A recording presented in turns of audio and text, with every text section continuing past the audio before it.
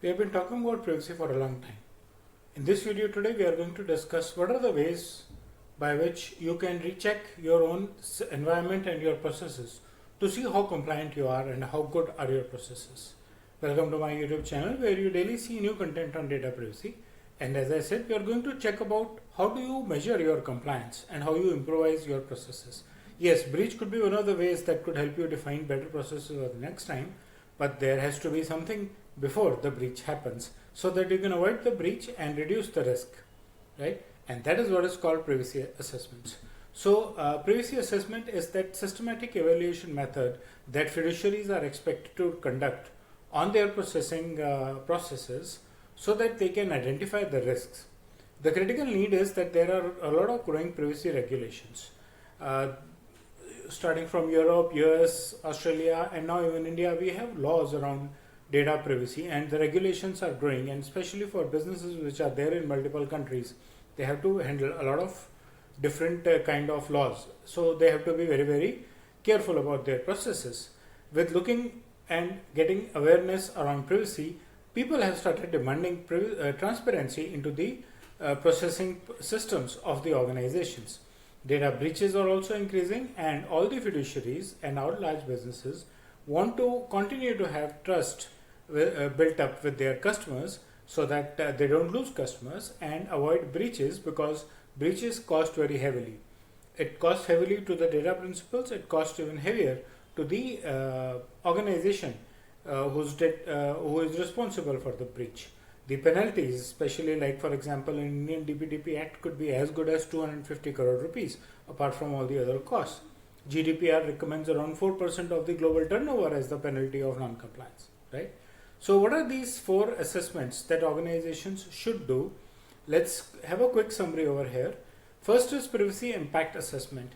This is something that is recommended to conduct it every time you start a new data processing process or you make changes to your existing data processing processes. You are expected to recheck how the data is being handled and what would be the impact of this change that you have brought into your process. Are there any risks associated with it? We'll get into the detail of privacy impact assessment in the next few days in our videos. The second type of assessment is data protection impact assessment. I have a whole playlist about data protection impact assessment on my channel. We have covered it a lot in the last couple of months.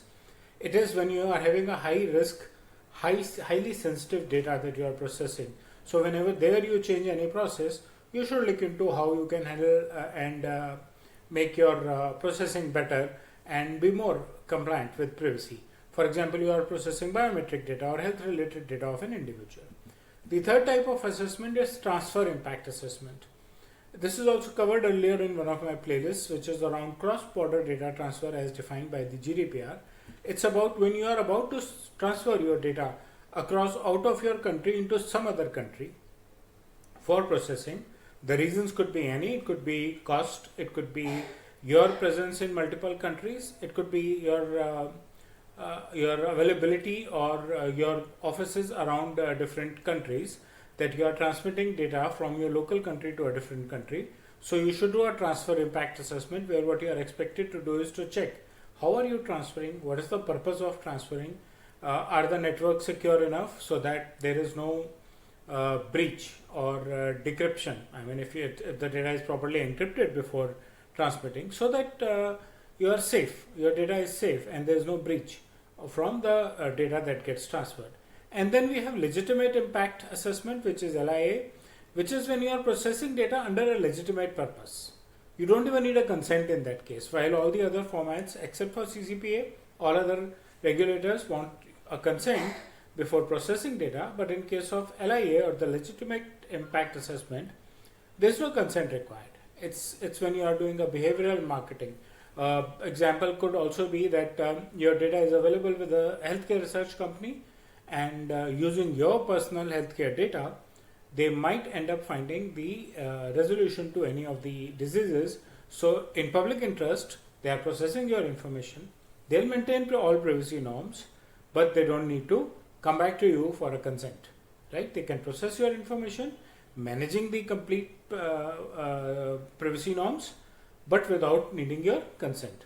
So these are the 4 kinds of assessments that we have. The objective of these assessments is to proactively identify the risks, find out the ways to mitigate them before they actually come up. You are well prepared, you know this is the risk I am carrying. The moment something goes wrong, you know how to mitigate it.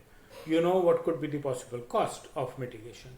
This can help you ensure compliance with the prevalent laws in the country that you are working in, build trust with your customers and stakeholders, and streamline your organizational processes. Improvise your organizational processes. Every time you do assessment and find that there's something probably going to go wrong, you can try and see how you can improvise it. Overall, it improves your accountability, your fiduciary's accountability, both in front of the regulators as well as in front of your customers who have given you their personal data. The key benefits of conducting assessments is being legally compliant, managing risk, and as I said earlier also, mitigating risks. You know before the risk that this is the risk I am carrying and this could be the possible impact of it.